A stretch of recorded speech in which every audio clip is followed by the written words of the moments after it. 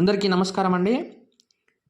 ఆంధ్రప్రదేశ్ తెలంగాణలో జరుగుతున్నటువంటి 2026 ఎస్ఐఆర్కి సంబంధించి మీకు బిఎల్ఓలు మీ ఇంటి దగ్గరికి వచ్చి ఎన్యుమరేషన్ ఫామ్స్ అయితే ఇవ్వడం జరిగింది. అయితే ఆ ఎన్యుమరేషన్ ఫామ్ ఎలా ఫిల్ చేయాలనేది మన ఛానల్లో వీడియో చేయడం జరిగింది. దాంట్లో భాగంగానే కొంతమంది డౌట్స్ అడిగారు.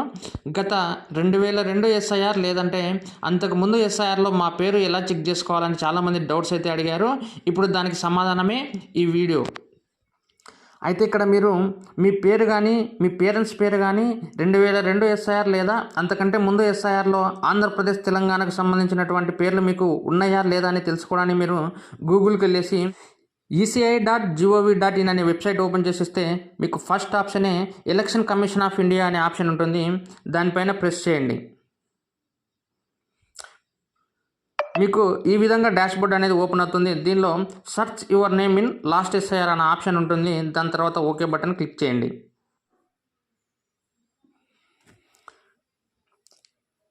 క్లిక్ చేసిన వెంటనే మీకు ఈ విధంగా అయితే ఓపెన్ అవుతుంది. ఇక్కడ మీకు రెండు ఆప్షన్లు అయితే ఉంటాయి.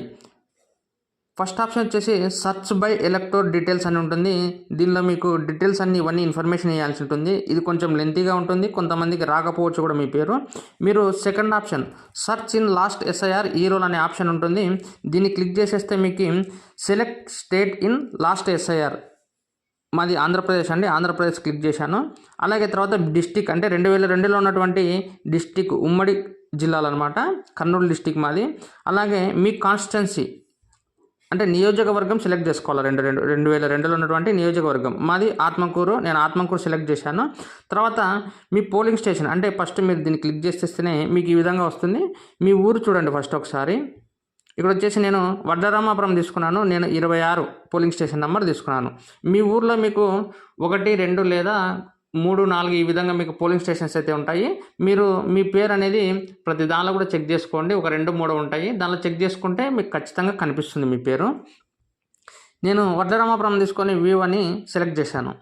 అయితే ఇక్కడ మీకు 2002కి సంబంధించి ఈ రోల్ అనేది మనకు చూపించడం జరుగుతుంది. దీనిలో వచ్చేసి మనకు మీరు మీ పేరుని ఎలా సెర్చ్ చేసుకోవాలంటే మీ ఓటర్ కార్డు కానీ ఆధార్ కార్డులో బ్యాక్ సైడ్ తిప్పేస్తే మీకు అడ్రస్లో మీ ఇంటి నెంబర్ ఉంటుంది. ఫర్ సపోజ్ నేను ఇప్పుడు 2-41 అనే ఇంటి నెంబర్ ఉంది అనుకుంటే, ఇప్పుడు నేను దీనిలో ఎలా సెర్చ్ చేయాలంటే ఇది రెండో కాలం వచ్చేసి ఫస్ట్ కాలం సీరియల్ నెంబరు, రెండో కాలం వచ్చేసి ఇంటి నెంబరు. నేను 2-41 అని చెప్పాను కదా, డైరెక్ట్ 2-41 దగ్గరికి వెళ్ళిపోవాలి. ఇప్పుడు నేను ఇక్కడ చూస్తున్నాను 2-41 అని చూస్తున్నాను. ఇక్కడ నాకు ఇక్కడ చూడు 2-40, 2-42, 2-41. ఇప్పుడు 41 లేదు. ఒకవేళ మీరు ఆ నెంబర్ ఉండకపోవచ్చు అనమాట ఊళ్ళో. అట్లా 2-42 ఉందనుకో, 2-42 దగ్గర మీ పేరు ఇట్లా చూసుకోవాలి. ఇది పేరు అనమాట. ఈ విధంగా మీరు పేరు అయితే సెలెక్ట్ చేసుకుంటారు. అయితే మీరు దానిలో ఫామ్లో ఫిల్అప్ చేసేటప్పుడు ఫస్ట్ వచ్చేసి మీకు ఓటర్ పేరు అని ఉంటుంది, లేకపోతే పేరెంట్స్ పక్కన అటు పక్కన పేరు అనేది ఉంటుంది. 2-42 అనుకోండి. ఇక్కడ నేను శివన్ అనే పేరు ఉంది, శివన్ అనే పేరు రాస్తా పేరు దగ్గర. తర్వాత మనకు ఎలక్టోర్ ఐడి అని ఉంటుంది.